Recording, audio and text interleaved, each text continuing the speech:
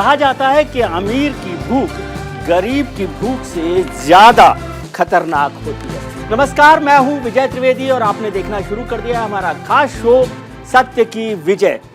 हम चर्चा करेंगे एक खास बात पर कि जिस तरह से अमेरिका से हिंदुस्तान के लोकतंत्र पर हमला हुआ, लेकिन उससे पहले एक बड़ी खबर आ रही है शिवसेना को लेकर। शिवसेना विवाद पर चुनाव आयोग ने अपना फैसला दे दिया है और उद्धव गुट को एक बड़ा झटका चुनाव आयोग ने दिया है। उद्धव गुट को चुनाव आयोग से बड़ा झटका लगा है। शिंदे गुट को शिवसेना का चुनाव चिन्ह भी मिल गया है और नाम भी मिल गया है। एकनाथ शिंदे जो महाराष्ट्र के मुख्यमंत्री हैं, उनके गुट को, शिंदे गुट को धनुष बाण जो शिवसेना का चुनाव चिन्ह है वो मिल गया है और शिवसेना का नाम भी अब शिंदे गुट के पास आ गया। यानी उद्धव गुट को ये बड़ा झटका है। उद्धव गुट की तरफ से पहली प्रतिक्रिया आई है जिसमें कहा गया उद्धव गुट की तरफ से कि जिस बात का डर था वही हुआ, चुनाव आयोग पर हमें भरोसा नहीं है। ये बड़ी खबर इस वक्त की आ रही है। आज शाम को ये खबर आई है। हालांकि सुप्रीम कोर्ट ने अभी 21 तारीख का टाइम दिया है कि 21 तारीख को वो इस पर मसला पर फैसला करेंगे, चर्चा करेंगे, लेकिन चुनाव आयोग ने आज शाम को ये फैसला सुनाया है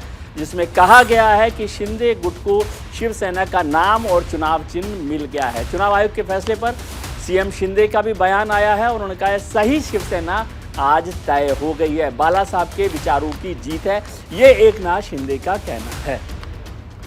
माफ कीजिए। एकनाथ शिंदे ने कहा है कि ये बाला साहब ठाकरे की जीत है और राज ठाकरे जो उद्धव ठाकरे के भाई थे और जो पहले पार्टी छोड़कर गए थे, उन्होंने भी बयान दिया है और उन्होंने कहा है कि बाला साहब ठाकरे ने सही कहा था, पैसा आएगा जाएगा, नाम जाएगा तो नहीं आएगा।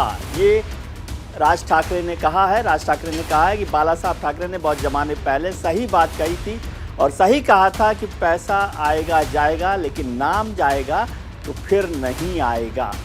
इस बात को लेकर चर्चा हो रही है। शिवसेना गुट को, जो उद्धव ठाकरे का जो गुट है, उसे बड़ा झटका लगा है चुनाव आयोग की तरफ से। चुनाव आयोग ने यह फैसला दिया है। चुनाव आयोग के फैसले पर संजय राउत जो शिवसेना के नेता उद्धव गुट के, उन्होंने भी बयान दिया और उन्होंने कहा है ये लोकतंत्र की हत्या है, हम नई पार्टी लेकर आएंगे। चुनाव आयोग ने यह आनंद फानंद में फैसला दिया है, ये संजय राउत का कहना है। संजय राउत उद्धव गुट के, उद्धव ठाकरे के सबसे खास लोगों में से माने जाते हैं।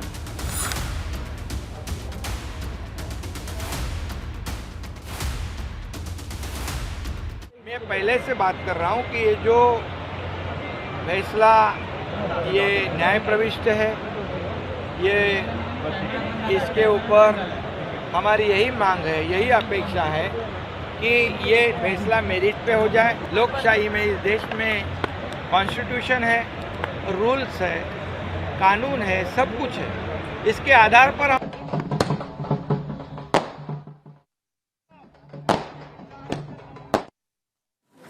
मुख्यमंत्री एकनाथ शिंदे बोल रहे थे कि सही शिवसेना आज तय हो गई है और ये बाला साहब ठाकरे के विचारों की जीत है, लोकतंत्र की जीत है कि लोकतंत्र में ये फैसला आ गया है। चुनाव आयोग के फैसले पर सीएम जो है, मुख्यमंत्री जो है एकनाथ शिंदे, उनका बयान आया है, सही शिवसेना आज तय हो गई है, ये मुख्यमंत्री एकनाथ शिंदे ने कहा है और कहा है कि ये बाला साहब के विचारों की जीत है। जबकि दूसरी तरफ राज ठाकरे ने कहा कि बाला साहब ठाकरे ने सही कहा था कि पैसा आएगा जाएगा लेकिन नाम जाएगा तो फिर नहीं आएगा। मुख्यमंत्री शिंदे ने कहा कि सही शिवसेना का बात आज तय हो गई है, जबकि संजय राउत ने इसे लोकतंत्र की हत्या बताया है। उद्धव गुट की तरफ से कहा गया कि जिस बात का डर था वही हो गया है। चुनाव आयोग पर उन्होंने हमला बोला है और कहा है कि जिस बात का डर था वही हो गया है। जबकि मुख्यमंत्री एकनाथ शिंदे ने कहा कि ये बाला साहब के विचारों की जीत है और असली शिवसेना अब तय हो गई है कि किसके साथ है। आप ये पटाखे और जश्न का माहौल देख रहे हैं जो एकनाथ शिंदे गुट की तरफ से चलाए जा रहे हैं। महाराष्ट्र में ये जश्न मनाया जा रहा है एकनाथ शिंदे गुट की तरफ से। ये पोस्टर्स भी आप देख रहे हैं जिसमें एकनाथ शिंदे के पोस्टर पे बाला साहब ठाकरे दिखाई दे रहे हैं और शिंदे ने कहा है कि बाला साहब के विचारों की जीत हुई है और इसके साथ साथ सही शिवसेना आज तय हो गई है। आपको याद होगा कि पिछले दिनों जब बगावत की थी एकनाथ शिंदे ने, उसके बाद पार्टी टूट गई, उद्धव गुट अलग हो गया और एकनाथ शिंदे के नेतृत्व में भारतीय जनता पार्टी के साथ मिलकर एकनाथ शिंदे ने सरकार बनाई और वो मुख्यमंत्री बन गए। उसके बाद से ये पिटीशन चुनाव आयोग में भी चल रही थी और सुप्रीम कोर्ट में भी विधायकों की जो योग्यता है, सदस्यता है, उसके मसले पर विचार चल रहा है।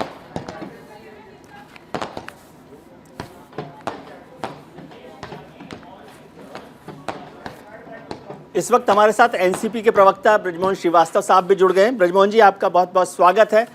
ये बड़ी खबर अभी आई है महाराष्ट्र से। चुनाव आयोग ने फैसला दिया है एकनाथ शिंदे गुट को जो है उन्होंने सही शिवसेना दी है, उसका नाम उसको दे दिया है, और चुनाव आयोग ने जो चुनाव चिन्ह है धनुष बाण वो भी एकनाथ शिंदे गुट को दे दिया है।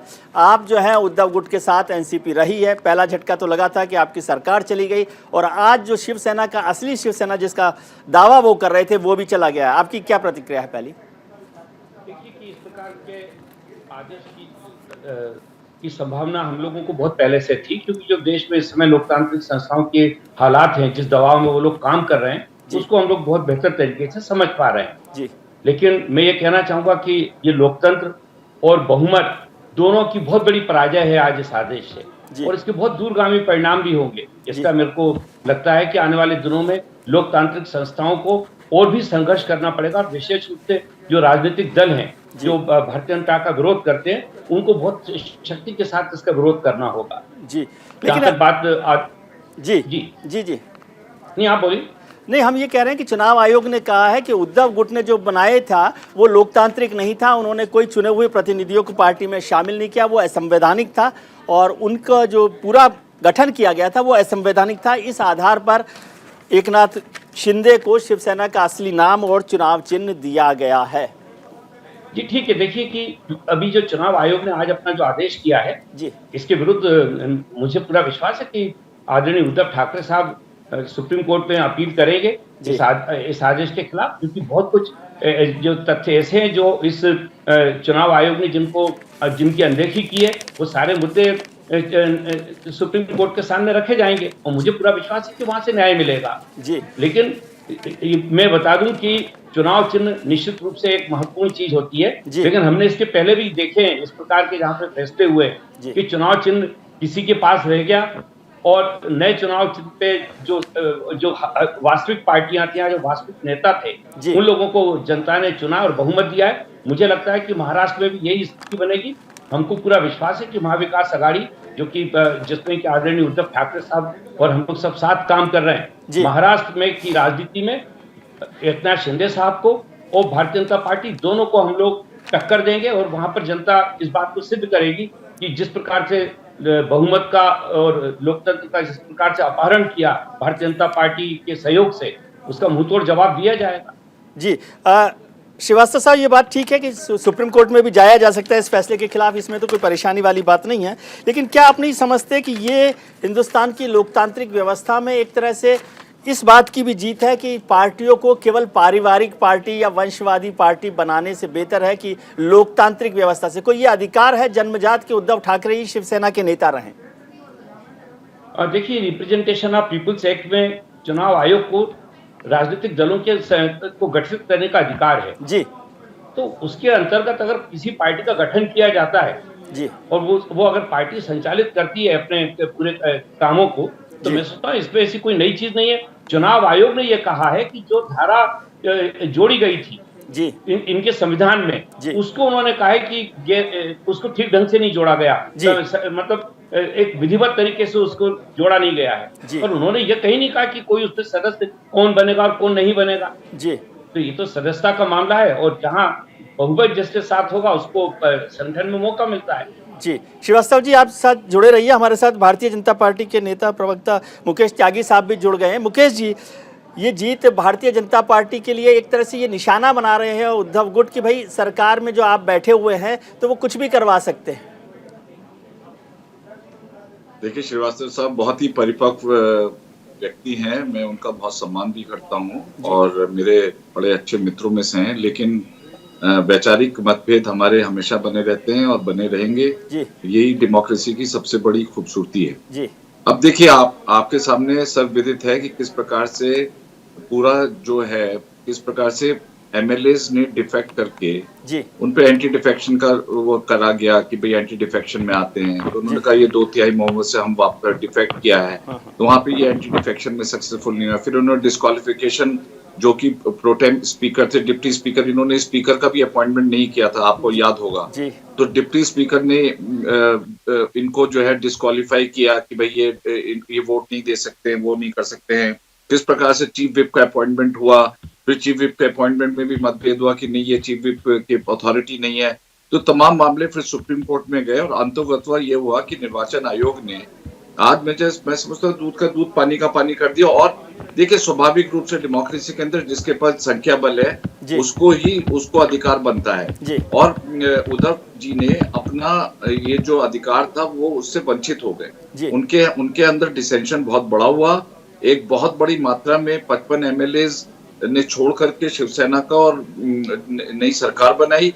तो मैं समझता हूँ निर्वाचन आयोग का ये जो निष्कर्ष था, ये तो बहुत पहले से मालूम था कि यही होने वाला है। उनको वही चुनाव चिन्ह भी मिलेगा, उनको वही शिवसेना मिलेगी, क्योंकि जो असली जो शिवसेना उद्धव ठाकरे की थी, उन्होंने अपना कॉन्फिडेंस अपने एमएलए के बीच में खो दिया है और वहां पे एक मास डिफेक्शन हुआ है।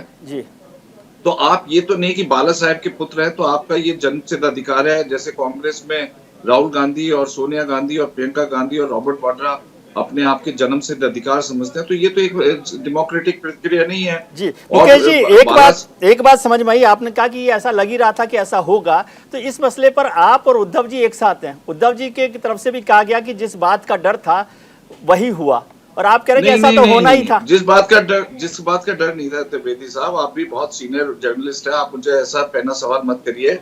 मेरे कहने का मतलब सिर्फ यही है कि भाई देखिए, जब जिसके पास संख्या बल होगी डेमोक्रेसी में उसी की पावर होगी। तो संख्या बल किसके पास है तो सब विदित है, नहीं तो वो सरकार नो कॉन्फिडेंस में निकल जाती है। तो नो कॉन्फिडेंस में अगर आपके पास ज्यादा एमएलए होते तो उद्धव उसी समय ठीक हो जाते हैं। तो ये मैं लॉजिकली कह रहा हूँ, मैं ये नहीं कह रहा हूँ कि मुझे इलेक्शन कमीशन का मालूम था कि यही होने वाला है, लेकिन जिसके पास संख्या बल है डेमोक्रेसी में वही आगे बढ़ेगा।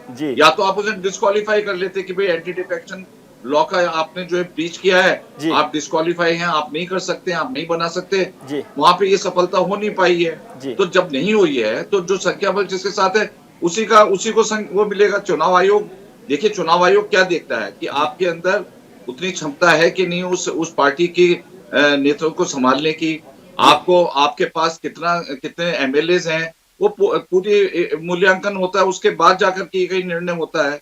तो ये कहना कि साहब हमें मालूम था, मैं समझता हूँ कि ये तो जाहिर था। इसके बारे में इतना ज्यादा इन्होंने लंबा समय खींचा, मैं समझता हूँ कि ये वेस्ट ऑफ टाइम किया इन्होंने। अब देखिए सुप्रीम कोर्ट में भी इनका, क्योंकि इनका आधार ही इतना कमजोर है, आपके पास एमएलए है नहीं, आपके पास संख्या बल है नहीं, आप उसके बाद चाहते हैं कि आप अपना वर्चस्व बना के रखें क्योंकि आपको पुश्तैनी अधिकार मिला हो उस वर्चस्व का।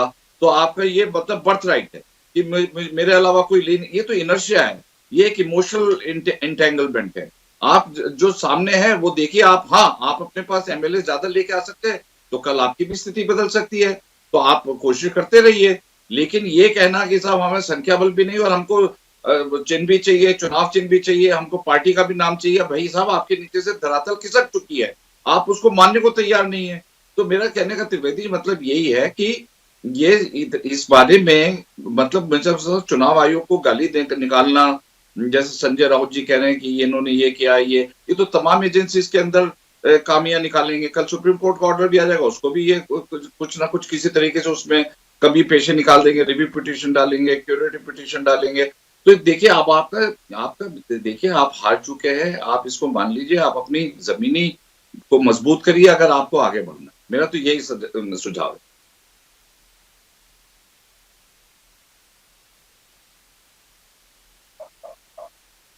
हेलो जी, श्रीवास्तव साहब हमारे साथ जुड़े हुए हैं। त्यागी जी आपके पास आता हूँ। श्रीवास्तव जी, जो मुकेश जी बात कर रहे हैं कि बात तो नंबर गेम की है, नंबर गेम में पहले ही हार गई थे उद्धव गुट, और अब ये मसला हुआ तो सारे लोग उनके साथ आ गए, तो चुनाव आयोग क्या करेगा इसमें?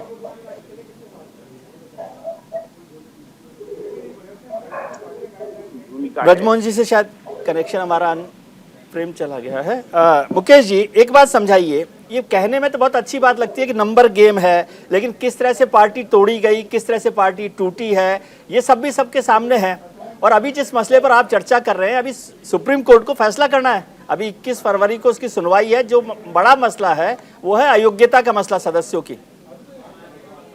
हाँ, तो मैं आपसे यही तो कह रहा हूँ कि इनका confidence, no confidence motion fail हुआ इनका जी। इनके तमाम जो इन्होंने साइन करके दिए पिटीशंस, तो आपके सामने ही है, मतलब स्टैटिस्टिकली है कि उनके पास ज्यादा एमएलए हैं उद्धव ठाकरे के कंपैरिजन में। तो सुप्रीम कोर्ट क्या इसको दरकिनार, हाँ अगर ये एंटी डिफेक्शन में डिस्क्वालिफिकेशन में सक्सेसफुल हो जाते हैं, जो 15 एमएलए का डिस्क्वालिफिकेशन का मामला है, जी अगर उसमें सक्सेसफुल हो जाते हैं तो इनको मिल सकती है। लेकिन कहां पर देखिए, एंटी डिफेक्शन लॉ का जो कानून है, जी 2/3 बहुमत आपके साथ होना है। जी अगर 2/3 बहुमत एकनाथ शिंदे जी के साथ है, तो मैं समझता हूँ सुप्रीम कोर्ट भी इसमें कोई किसी प्रकार का अतिक्रमण वो नहीं करेगा, इंटरफेरेंस नहीं करेगा। वो भी कहेगा भाई आप जी इलेक्शन कमीशन के पास गए, जी उन्होंने सारी चीज आपके मूल्यांकन किए, जी तो हो सकता है इलेक्शन कमीशन को सुप्रीम कोर्ट फिर से रिमांड कर दे जी कि आप भाई देख लीजिए इनके डिस्क्वालिफिकेशन अटैक। और जी वो भी देखिए, जब डिप्टी स्पीकर ने किया था, इन्होंने जी स्पीकर का भी चुनाव काफी दिनों तक नहीं किया। जी वो इसीलिए नहीं किया क्योंकि इनको मालूम था कि यहाँ से धीरे धीरे धीरे धीरे इनकी जमीन जो है कमजोर होती जा रही है। जी किस प्रकार का एरोगेंट बिहेवियर था आपको मालूम है। संजय जी राउत जी ने किस किस प्रकार के स्टेटमेंट दिए हैं ये सबको मालूम है, और नवाब मलिक जी किस प्रकार के स्टेटमेंट देते थे। तो इन्होंने लगातार जो है लोगों के साथ जिस प्रकार का वो क्या, देखिए एकनाथ शिंदे एक बहुत समझदार, परिपक्व और बाला साहेब के बड़े अनुयायी हैं। उन्होंने हमेशा बाला साहब की जो इज्जत की है वो एक पुत्र के समान की है। अगर उन्होंने उस स्थिति में वो काबू नहीं कर पाए, तो मैं समझ रहा हूं कि सुप्रीम कोर्ट के आगे अगर संख्या बल एकनाथ शिंदे के साथ है तो डिस्क्वालिफिकेशन होने की तो मुझे कोई संभावना दिखाई नहीं दे रही। त्यागी साहब, बात यह है कि तथ्यों पर बात करना, राजनीतिक स्थितियां किस तरह से बदल रही हैं भारतीय जनता पार्टी के लिए। अक्सर ये कहा जाता है, जैसा महाराष्ट्र में हुआ, उससे पहले मध्य प्रदेश में हुआ, और अक्सर ये कहा जाता है कि आप सरकारें जहां बहुमत आता है वहां तो बनाते ही हैं, जहां बहुमत नहीं आता वहां भी आप सरकार बनाते हैं। आपका वन एंड ओनली एजेंडा सरकार बनाने का है, जो महाराष्ट्र में भी किया।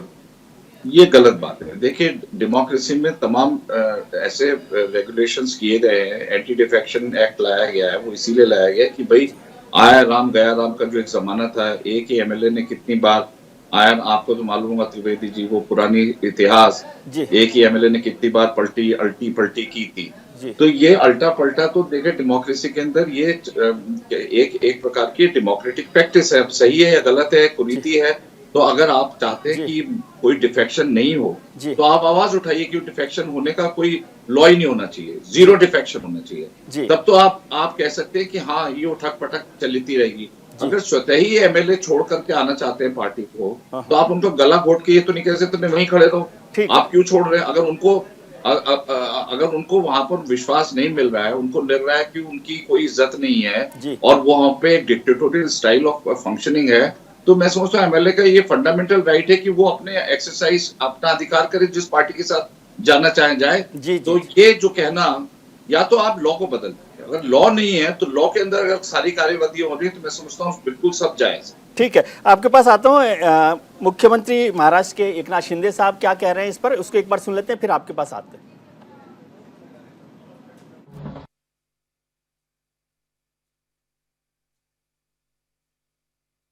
अखेर सत्याचा विजय झाला। बाळासाहेब आणि आनंदीगे साहेबांच्या विचारांचा विजय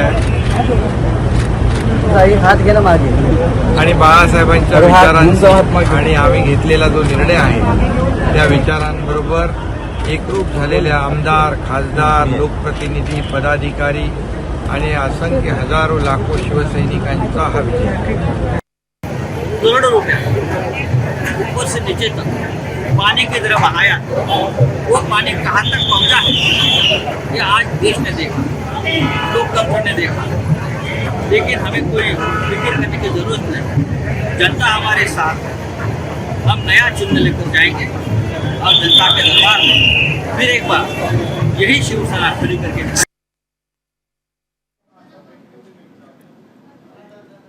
आप सुन रहे थे संजय राउत साहब को, जो उद्धव गुट के नेता हैं, वरिष्ठ नेता है, राज्यसभा के सांसद है। वो कह रहे हैं हम जनता हमारे साथ है। जनता सबसे महत्वपूर्ण चीज़ होती है चुनाव में और पॉलिटिकल पार्टी में, हमारे डेमोक्रेटिक सिस्टम में। अब जनता किसके साथ है, जब चुनाव होंगे तब साफ होगा।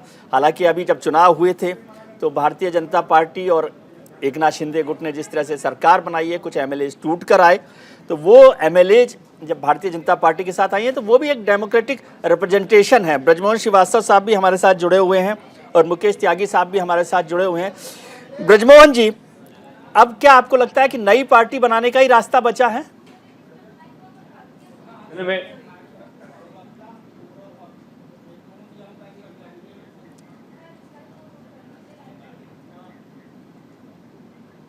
जी, हमारे साथ नीरज शेट्टी साहब भी जुड़ गए हैं, एकनाथ शिंदे गुट के दिल्ली के अध्यक्ष हैं। नीरज जी, आप किस तरह से देख रहे हैं इस फैसले को? ये देखिए, सत्य की जीत है, बाला साहब के विचारों की जीत है। आज इतनी खुशी है, आज सत्य जीता है वापस, और बाला साहब के विचारों को कौन आज ये प्रूव हो गया कि हमारे माननीय जी।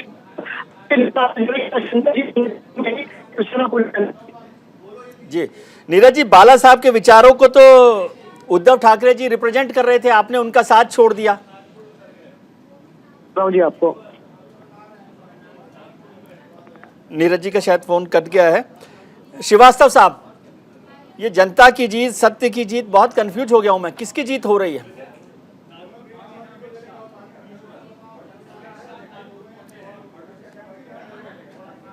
जी, त्यागी साहब हमारे से जुड़े हुए हैं। मुकेश त्यागी जी, आपको मेरी आवाज मिल रही है? जी, मैं ये समझना चाहता हूं कि जो बात हम कर रहे थे कि सरकार बनाना आपके लिए सबसे पहला फॉरमोस्ट जो है जॉब लगता है, कि यदि आपको बहुमत नहीं मिला तब भी आप एक्सरसाइज करते हैं। अभी दिल्ली का भी उदाहरण देख लें कि जिस तरह से दिल्ली नगर निगम के चुनाव हुए, ये जो एमसीडी के जो चुनाव हुए, उसमें भी किस तरह की एक्सरसाइज हुई, और आज ही सुप्रीम कोर्ट को फैसला देना पड़ा कि मेयर का जुड़े रहेंगे। देखिए, जो मेयर का चुनाव है उसके बारे में तो सुप्रीम कोर्ट ने डिसीजन दे दिया है एल्डरमैन के को लेकर के। तो लेकिन अब देखिए, डेमोक्रेसी के अंदर आपके मतभेद हो सकते हैं, विचार अलग हो सकते हैं, इंटरप्रिटेशन अलग हो सकते हैं कि भाई एल्डरमैन के राइट्स टू वोट है कि नहीं है। नहीं है तो सुप्रीम कोर्ट है ना। ठीक है, उस पर चर्चा करते हैं। एक हमारे साथ उद्धव गुट के प्रवक्ता हैं संजना संजय गाड़ी, वो भी हमारे साथ जुड़ गई हैं। संजना जी, क्या आपका रिएक्शन है, फर्स्ट रिएक्शन चुनाव आयोग के इस फैसले पर? हेलो जी, मैं सुन रही हूँ सर, मैं अभी सुन रही थी। ये सत्यमेव जयते, ये सत्यमेव जयते नहीं है, ये सत्तामेव जयते है जी। जिस तरह से ईडी, सीबीआई ऐसे स्वायत्त यंत्रणों का उपयोग केंद्र सरकार, भारतीय जनता पार्टी जिस तरह से दमन के लिए कर रही है, दबाव के लिए कर रही है, भारतीय लोकशाही का स्तंभ हिला रही है। और इसका ये पुनर्निर्णय है जो केंद्रीय आयोग, निवडणूक आयोग जैसी स्वायत्त यंत्रणा ने आज का ये निर्णय दिया है। ये भारतीय लोकशाही के ऊपर एक धब्बा है। लेकिन संजना जी, ये तो चुनाव आयोग का फैसला है। सही उपयोग, ये चुनाव आयोग का निर्णय है। हमें आज भी विश्वास है देश की सर्वोच्च न्यायालय पे, सर्वोच्च न्याय व्यवस्था पे, और वहां पे हम हमारी निर्णय की प्रतीक्षा करेंगे। और वो निर्णय 100% उद्धव बाला साहब ठाकरे, शिवसेना पक्ष के साथ, बाला साहब ठाकरे जी के सुपुत्र के साथ रहेगा और उसके साथ ही होगा। जी संजना जी, चुनाव आयोग ने कहा कि जो नियुक्तियां आपने की, संगठन को बनाने की कोशिश की, वो कानूनी नहीं थी, असंवैधानिक थी, अलोकतांत्रिक थी, इसलिए ये सारा फैसला चुनाव आयोग को करना पड़ा।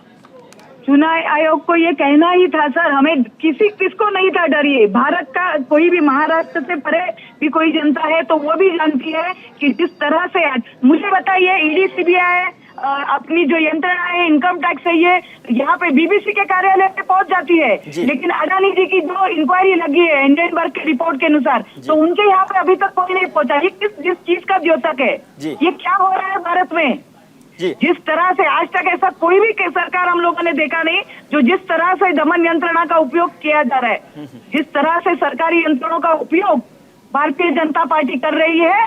कहना इतना ही है जनता को कि लोकशाही का स्तंभ हिला रहे हैं, और लोकशाही बचाने का काम आज हर एक सामान्य लोगों पे आया हुआ है। क्योंकि हम इतना जानते हैं कि ये निवडणूक आयोग का निर्णय है, इसके बाद हम सुप्रीम कोर्ट जाएंगे, अगर वहां पे भी कुछ गलत होता है तो हम लोग जनता की दरबार में जाएंगे और जनता की दरबार में जाके गुहार लगाएंगे और सत्य जीतेगा। संजना जी, जब एकनाथ शिंदे चले गए थे असम में एमएलए को साथ में लेके, तब तो बीजेपी उनके साथ भी नहीं थी, तब किसने रोका था?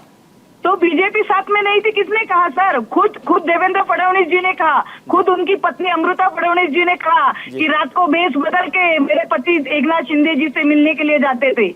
ये क्या है? पूरी यंत्रणा ही इन्होंने बनाई हुई है। पूरा जो ये केंद्रीय निवडणूक आयोग का निर्णय क्या होगा, ये भी इनका सभी लोगों ने सुझाया हुआ चीज है। ये सब स्टेप बाय स्टेप वो उल्टे आए थे, वो फ्यूचर डिसाइड करके पीछे आए थे, और जिस तरह से उन्होंने काम किया है वो कहीं पे सचमुच भारतीय लोकशाही, संविधान, इस सबकी धज्जियां उड़ाने का काम भारतीय जनता पार्टी कर रही है, और इसका हिसाब भारतीय जनता लेगी। ठीक है,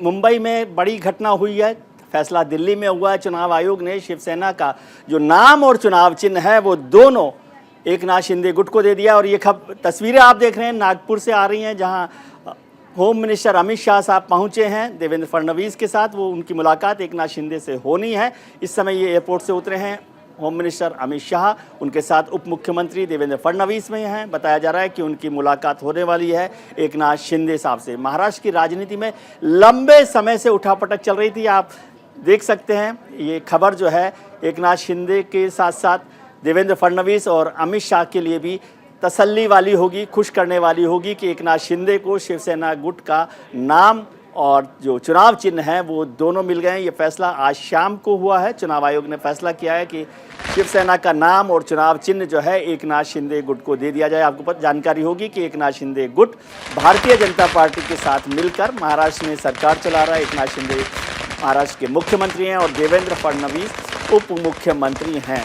तो दोनों लोग मिलकर सरकार चला रहे हैं। नागपुर ये तस्वीरें आप हमारे टेलीविज़न स्क्रीन पर देख रहे हैं। नासिक में वहाँ पर एकनाथ शिंदे गुट की तरफ से आतिशबाजी की जा रही है। महाराष्ट्र के अलग अलग शहरों में एकनाथ शिंदे गुट इस पर अपना जश्न मना रहा है और तमाम शहरों से ये जश्न की तस्वीरें आप देख रहे हैं कि जश्न मनाया जा रहा है एकनाथ शिंदे गुट की तरफ से। कहीं पर आतिशबाजी छूट रही है तो कहीं कार्यकर्ता, आप देख रहे हैं कि कार्यकर्ताओं के हाथ में धनुष बाण बना हुआ है जो शिवसेना का चुनाव चिन्ह है। इसे पिछले दिनों चुनाव आयोग ने फ्रीज कर दिया था और आज शाम को ये फैसला सुनाया कि धनुष बाण जो शिवसेना का पुराना चुनाव चिन्ह था वो और शिवसेना का नाम एकनाथ शिंदे गुट को दे दिया जाए। ये बड़ा फैसला हुआ है और उसके बाद जश्न मनाया जा रहा है महाराष्ट्र के अलग अलग शहरों में शिवसेना के एकनाथ शिंदे गुट की तरफ से। और दूसरी तरफ ये तस्वीरें आप देख रहे हैं, गृह मंत्री होम मिनिस्टर अमित शाह और महाराष्ट्र के उप मुख्यमंत्री देवेंद्र फडणवीस अभी नागपुर पहुंचे हैं। बताया जा रहा है कि उनकी मुलाकात वहां एकनाथ शिंदे साहब के साथ भी होने वाली है। ये तस्वीरें दिखाई दे रही हैं कि दोनों के चेहरों पर एक तसल्ली है, एक सुकून है कि महाराष्ट्र की राजनीति में जो लंबे समय से उठापटक चल रही थी उसमें शायद कुछ स्थिरता आएगी, कुछ मजबूती आएगी, क्योंकि ये पड़ा हुआ था। लेकिन आपको बताएं कि महाराष्ट्र के इस को लेकर विधानसभा में जो सदस्यता का मसला है, 15 विधायकों की अयोग्यता का मसला है, वो अभी सुप्रीम कोर्ट में पड़ा हुआ है।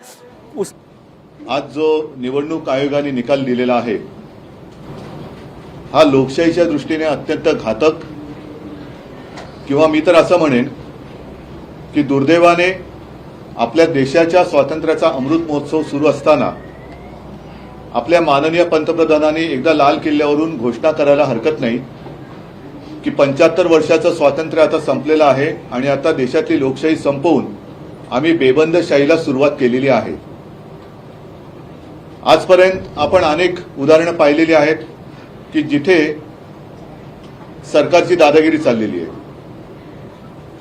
अगदी न्याय यंत्रणा सुद्धा आपल्या दबावाखाली कशी येईल याच्याबद्दल गेले काही दिवस केंद्रीय कायदा मंत्री बोलतायत, राज्यसभेचे अध्यक्ष बोलतायत, त्यांना न्यायमूर्ती नेमण्याचे सुद्धा आता अधिकार पाहिजेत। मग असंच जर काही चालू राहिलं तर मी जे मगाशी म्हटलं की देशातली लोकशाही संपलेली आहे, लोकशाहीला भावपूर्ण आदरांजली वाहून आम्ही बेबंदशाहीला सुरुवात करत आहोत हे बोलण्याचं धाडस तरी सर्व यंत्रणा घेऊन एकट्या लढणाऱ्या पंतप्रधानांनी दाखवला पाहिजे। आजचा हा जो काही निर्णय आहे तो अत्यंत अनपेक्षित आहे, कारण जवळपास 6 महिने ही लढाई सर्वोच्च न्यायालयात सुद्धा सुरू आहे। तिची आता 21 तारखेपासून सलग सुनावणी सुरू होईल आणि मधल्या काळात मी आपल्याशी बोललो होतो की तो निकाल जोपर्यंत लागत नाही तोपर्यंत निवडणूक आयोगाने कोणताही निकाल देऊ नये। पक्ष कोणाचा बरोबर आहे, कोणाच्या बरोबर आहे हे जर का केवळ आणि केवळ निवडून आलेल्या लोकप्रतिनिधींच्या आकड्यांवरती ठरवायला लागलो तर मग मात्र कोणी धनाढ्य माणूस निवडून आलेले आमदार खासदार विकत घेऊन पक्षाचा सर्वेसर्वा होऊ शकतो, देशाचा पंतप्रधान किंवा राज्याचा मुख्यमंत्री सुद्धा होऊ शकतो, हे सुद्धा मी मागे बोललेलो आहे। निवडणूक आयोगाबद्दल एवढंच मी म्हणेन की जी एक केस प्रशांत भूषण यांची एक केस सुरू आहे, नेमकी आता माझ्या लक्षात नाहीये, पण त्यांनी निवडणूक आयुक्ताबद्दलच शंका व्यक्त केलेली आहे ती 24 तासात ही फाईल हल्ली कशी आणि यांची नेमणूक झाली कशी. मला आता असं वाटायला लागलेलं आहे की जसं न्यायाधीश नेमण्याची एक प्रक्रिया असते तशीच प्रक्रिया आता निवडणूक आयुक्त नेमण्यासाठी सुद्धा विरोधी पक्षांना सोबत घेऊन सुरुवात करण्याची आता गरज लागलेली आहे. चोराला राजमान्यता देणं हे काही जणांना भूषणावं वाटत असेल, पण शेवटी चोर हा चोरच असतो. आज जी दयनीय अवस्था आमच्यातल्या गद्दारांची झालेली आहे, मिंदे गटाची आणि त्यांना मांडीवर घेतलेल्या जगातल्या सगळ्यात मोठ्या पक्षाची जी एक दयनीय अवस्था झालेली आहे, त्यांना स्वतः लढण्याची हिंमत नाहीये. मी अनेकदा त्यांना आव्हान दिलेलं आहे की हिंमत असेल तर निवडणुका घ्या, अगदी लोकसभा पासून महापालिका तुम्ही एकत्र घ्या. ती निवडणूक घेण्याची काही त्यांची हिंमत झाली नाही. आता मला अशी शक्यता वाटायला लागलेली आहे की ज्या पद्धतीने त्यांनी धनुष्यबाण आणि शिवसेना हे मिंदे गटाला दिलेलं आहे, म्हणजेच असं की कदाचित येत्या महिना 2 महिन्यामध्ये निवडणुका सुद्धा जाहीर होऊ शकतील महापालिकेच्या. कारण त्यांना कोणत्याही परिस्थितीत मुंबई महापालिका जिंकायचे, मुंबईच्या हातामध्ये भिकेचा कटोरा देऊन दिल्लीश्वरांच्या दारात उभी करायची. ते जे काही त्यांचं स्वप्न आहे ते स्वप्न धनुष्यबाण त्यांना देऊन ते साकार करण्याचा प्रयत्न कदाचित करतील. न सांगावं, कदाचित उद्या आमची मशाल चिन्ह जे आहे चिन्ह ते सुद्धा ते घेतील. पण मशाल आता पेटलेली आहे. जेवढा अन्याय यंत्रणांचा वापर करून तुम्ही आमच्यावरती कराल त्या प्रत्येक अन्यायाचा बदला महाराष्ट्रातली जनता घेतल्याशिवाय राहणार नाही याची मला खात्री आहे. ठीक आहे, आजच्या पुरतं तरी त्यांनी धनुष्यबाण चोरलेलं आहे. ते धनुष्यबाण कागदावरचं आहे, पण जे दुसरं खरं धनुष्यबाण आहे ते आजही माझ्याकडे आणि ते कायमचं माझ्याकडे राहणार आहे. ते तुम्हाला मी आता दाखवतोय. एकूण काय की अनेकांना असं वाटलं असेल की आता शिवसेना संपली. शिवसेना ही अशी लेचीपेची नाहीये. आजपर्यंत पहिल्या दिवसापासून तेव्हा सुद्धा आमच्याकडे एक निशाणी नव्हती. हा धनुष्यबाण ज्याचा उल्लेख मी वारंवार करतो तोच हा धनुष्यबाण आहे. त्याच्यावरती कुंकू सुद्धा आपण पाहू शकता.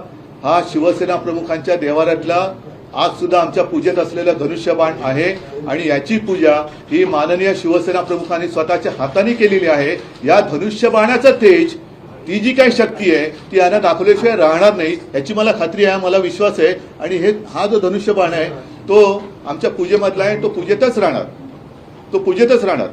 ठीक आहे, त्यावेळेला सुद्धा जी काही लढाई झाली असेल, रावणाकडे पण धनुष्यबाण असेल, रामाकडे पण असेल, पण शेवटी विजय हा जसा रामायणामध्ये रामाचा झाला आणि 100 कौरव एकत्र आले म्हणून काय पांडव हरले नव्हते.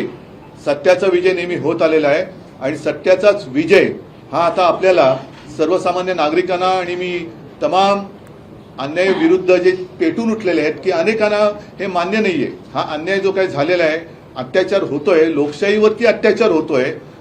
मी मागे एकदा असं म्हटलं होतं की हा छत्रपतींचा महाराष्ट्र आहे, अंध धृतराष्ट्र नाहीये. तो आपल्या डोळ्यासमोर लोकशाहीचं असं वस्त्रहरण कदापि खपून घेणार नाही. या निर्णयाच्या विरुद्ध आम्ही सर्वोच्च न्यायालयात तर जाणारच आहोत.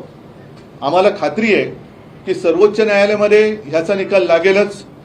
आणि दुसरी जी अपात्रतेची केस ही तिथे चालू आहे त्याच्यामध्ये सुद्धा जर घटना मानून निर्णय लागला तर अनेक घटना तज्ञांनी सांगितलेले की निर्णय काय लागणार, 16 जण हे अपात्र होणार म्हणजे होणारच असं घटना तज्ञांचं मत आहे. हे मी आपल्याशी बोलताना मला आणखीन एका गोष्टीची आठवण करून द्यायची की गेले काही दिवस काही लोक म्हणजे त्याच्यात एक केंद्रीय लघु सूक्ष्म का असेना पण केंद्रीय मंत्री आहेत, त्यांनी सांगितलं होतं आपल्याला की द्या ब्रेकिंग न्यूज, धनुष्यबाण यांनाच मिळणार. हे कसं काय? म्हणजे हा काही ठरवलेला कट आहे का? कट होत आहे तर दिसतंय, कटकारस्थान होत आहे तर दिसतंय, पण या कटामध्ये केवढ्या मोठ्या पातळीवरची लोक सामील झालेली आहेत हे सुद्धा आता जनतेला कळायला लागलेलं आहे. कारण आपले राज्याचे उपमुख्यमंत्री सुद्धा मध्ये म्हणाले होते की हे धनुष्यबाण यांनाच मिळणार, केंद्रीय मंत्री म्हणतात धनुष्यबाण यांनाच मिळणार आणि आज धनुष्यबाण त्यांनाच दिलं गेलं. हे धनुष्यबाण पुन्हा एकदा सांगतो, असं ओरबाडून तुम्ही घ्यायचा प्रयत्न केला तरी ते तुम्ही ओरबाडून घेऊ शकणार नाही. कारण हे शिवसेनेचं धनुष्यबाण शिवसेना प्रमुखांच्या पूजेतलं आहे. तुम्ही आत्तापुरतं तुम्हाला वाटत असेल, आता तिकडे जल्लोष चालला असेल, आपली चोरी पचली म्हणून चोरांना आनंद झाला असेल. शेवटी चोर तो चोर असतो. ज्याला स्वतः करण्याची काही मर्दानगी नसते तो नामर्दच अशी चोरी करू शकतो. म्हणून नामर्द कितीतरी मातला तरी तो मर्द होऊ शकत नाही. हे सत्य आहे. त्याच्यामुळे आम्ही जोपर्यंत सुप्रीम कोर्टात जात नाही, कारण आता आज शुक्रवार आहे, लवकरात लवकर आम्ही जाणार, तोपर्यंत त्यांना धनुष्यबाणाचे पेढे खाऊ द्या. धनुष्यबाण त्यांनी चोरल्याचा आनंद त्यांना मिळू द्या. शेवटी चोर बाजारालाच जर का मान्यता मिळणार असेल तर मग बाकीच्या बाजाराला काहीच अर्थ राहत नाहीये. एकूणच सगळे बाजार बुणगे म्हणजेच लोकशाही हे आपल्या देशाला परवडणारं नाहीये. म्हणून पुन्हा एकदा सांगतो की शिवसैनिकांनो, शिवसेना प्रेमीनो, कुठेही खचू नका. मी तर कुठे खचलेलं नाहीये. मी पहिल्या दिवशी सुद्धा सांगितलं होतं की ही लढाई आता शेवटपर्यंत आपल्याला लढावीच लागेल आणि विजय आपलाच होणार. फक्त हिंमत सोडू नका, जिद्द खचून देऊ नका. बस मैदानात उतरलोय, आता विजयाशिवाय माघारी परतायचं नाही, एवढंच मी सगळ्यांना आवाहन करतो. बाकी आणखीन मला जे काही बोलायचं असेल ते येत्या 1-2 दिवसामध्ये मी वाटलं तर पुन्हा बोलेन. पण तूर्त मला असं वाटतं ही चोरी त्यांना काही काळ पचली अशी वाटत असेल, पण ही चोरी त्यांना पचणार नाहीये. परत सांगतो की त्यांना शिवसेना प्रमुखांचा फोटो चोरावा लागतोय, त्यांना शिवसेना हे नाव चोरावं लागलंय, त्यांना शिवसेनेचं धनुष्यबाण चोरावं लागलेलं आहे. असे चोर कधीही मर्दानगी गाजू शकत नाहीत. म्हणून हे नामर्दानो, तुम्हाला ही चोरी पचली अशी वाटत असेल तरी ती तशी पचणारी नाही, एवढं लक्षात ठेवा. आणि जनता याचा पुरेपूर बदला कोणत्याही येणाऱ्या निवडणुकीत घेतल्याशिवाय राहणार नाही. आज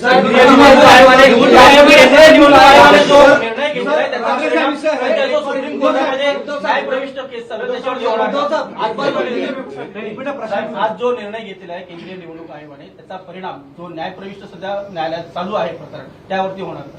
मला नाही वाटत. कारण ज्या वेळेला हा विषय आला होता तेव्हा आमच्या वकिलांनी सांगितलं होतं न्यायमूर्तीला की ह्याचा निकाल लागत नाही तोपर्यंत निवडणूक आयोगाकडे ही केस देऊ नका. कारण ज्या पद्धतीने निवडणूक आयोगाचे वकील हे तिकडे कोर्टामध्ये फळ पडतंय कधी आणि आम्ही झेलतोय कधी अशा एका भावनेने उभे होते, तेव्हाच आमच्या डोक्यात आलं होतं की हे गडबड करणार. आणि त्याप्रमाणे त्यांनी अंधेरीच्या पोटनिवडणुकीच्या आधी ही गडबड केलीच. परंतु आप सुन रहे थे उद्धव ठाकरे साहब को, जो महाराष्ट्र के पूर्व मुख्यमंत्री और शिवसेना के नेता हैं। उन्होंने ईसी का यानी चुनाव आयोग का जो फैसला आया उस पर अपनी टिप्पणी दी है। प्रेस कॉन्फ्रेंस करके उन्होंने कहा कि सरकार की दादागिरी चल रही है, लोकतंत्र खत्म हो गया है। उन्होंने कहा कि चुनाव आयोग का ये फैसला लोकतंत्र के लिए घातक है। एकनाथ शिंदे के लिए उन्होंने कहा कि उन्होंने भले ही धनुष बाण चुरा लिया हो, लेकिन असली धनुष बाण मेरे पास है और जनता इसका बदला लेगी, क्योंकि लोकतंत्र में जनता ही असली ताकत होती है।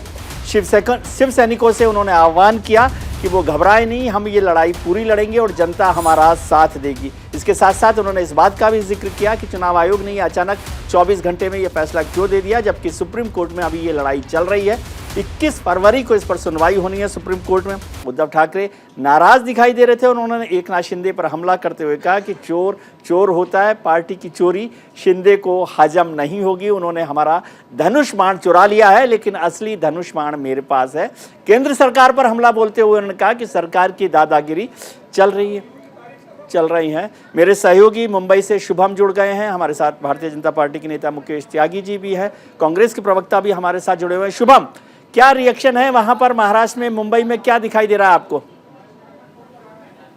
बिल्कुल, देखिए विजय जी, जिस तरीके से उद्धव ठाकरे अपनी बातों को रख रहे थे, साफ तौर पर उन्होंने साफ तौर पर कह दिया कि देश में लोकतंत्र खतरे में है और प्रधानमंत्री को इस बात को स्वीकार कर लेना चाहिए कि अब लोकशाही खत्म हो चुकी, गुलामी शुरू हो चुकी है और उन्हें अब जज भी नियुक्त कर देना चाहिए। देखिए यहाँ पर साफ तौर पर उन्होंने एक ही सवाल उठाया कि 24 घंटे के अंदर कैसे कोई चुनाव आयोग एक तरफा फैसला ले सकता है। इसके अलावा उन्होंने एक बात और महत्वपूर्ण की कि एक केंद्रीय मंत्री पिछले कुछ दिनों ये कह के गए थे कि धनुष बाण जो है वो एकनाथ शिंदे को ही मिलेगा और आज आखिरकार वैसा होते हुए दिखाई दे रहा है। कोई ऐसे कैसे कह सकता है, क्या उसको वाकई में सबसे पहले बताया। यहाँ पर देखिए एकनाथ शिंदे को भी नामर्द कहा है कि कोई पार्टी का सिंबल चुराने से कोई मर्दानगी नहीं होती है, हम आखिरी तक लड़ाई लड़ेंगे। अपने साथ तमाम शिव सैनिकों को उन्होंने ये अपील की कि आप हमारे साथ रहिए, हम साथ तक लड़ेंगे।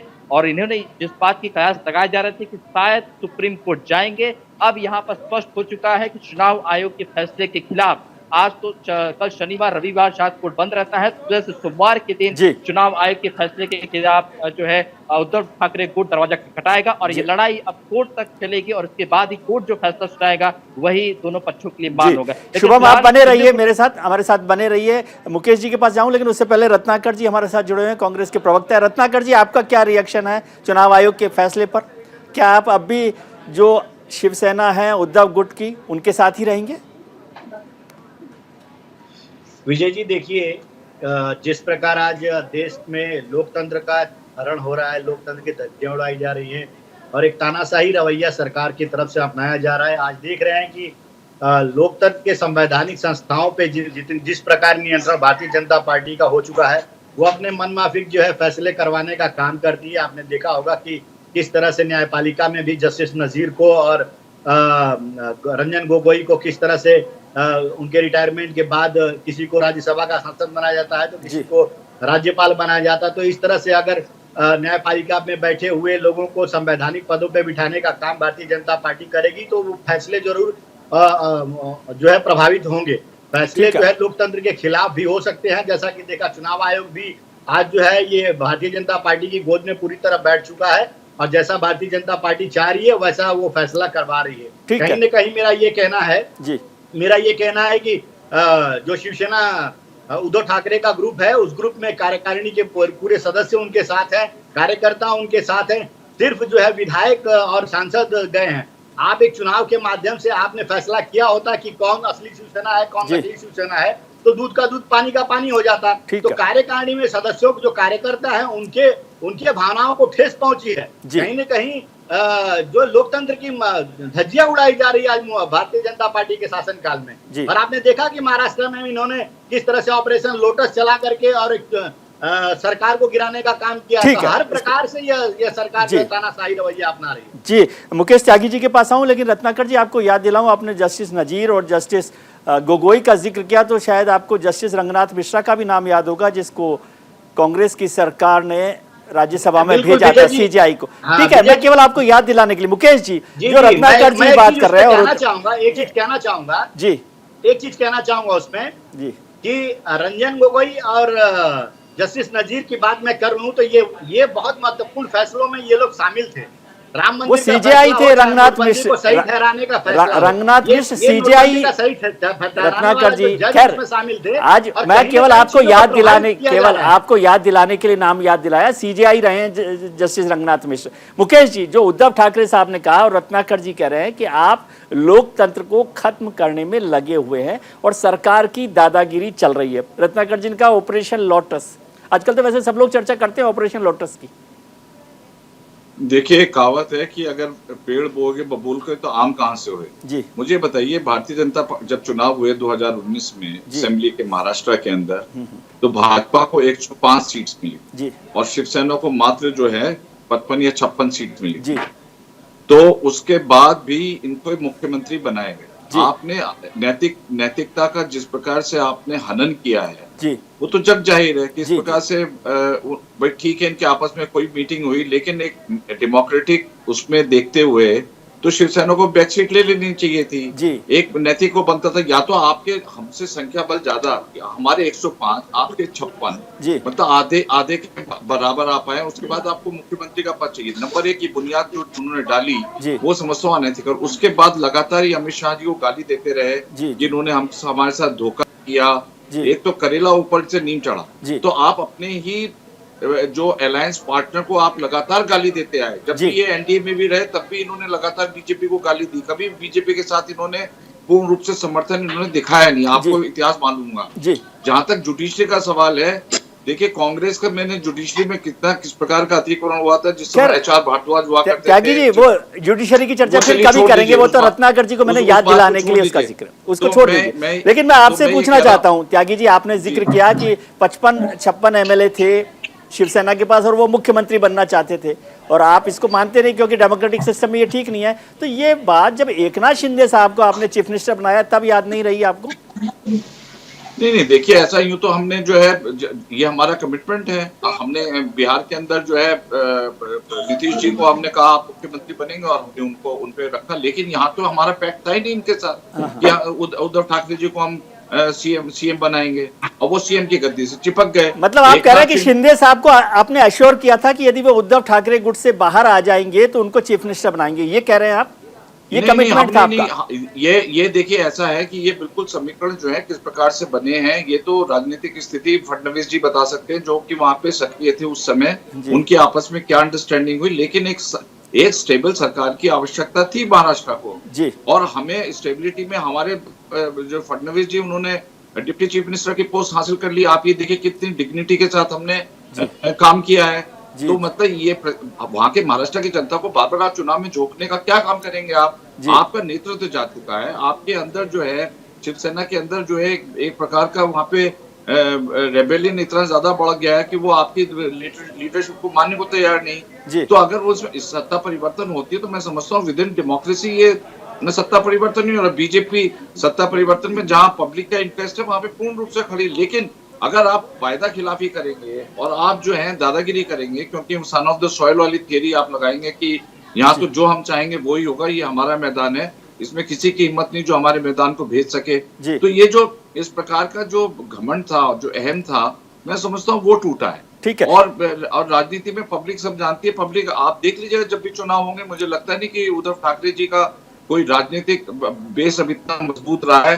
पब्लिक में जा सकते हैं, अभी तो पहले सुप्रीम कोर्ट में जाएं, किस तारीख को देखते हैं वहां पे क्या होता है। जी, शुभम भी हमारे साथ जुड़े हुए हैं, मेरे सहयोगी शुभम जुड़े हुए हैं। शुभम, आपको कोई खबर है कि शिवसेना का क्या अगला स्टेप होगा, उद्धव गुट का जो शिवसेना है उसका?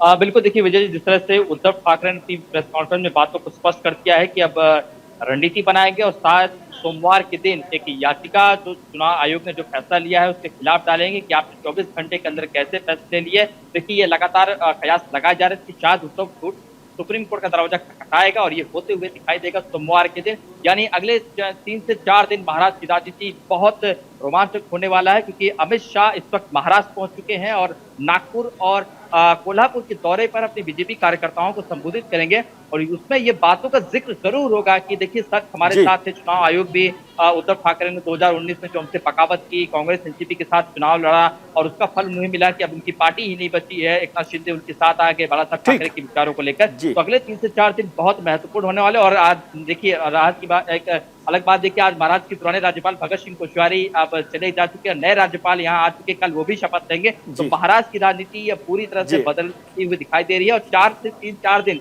बहुत महत्वपूर्ण होने वाले हैं महाराष्ट्र की राजनीति में।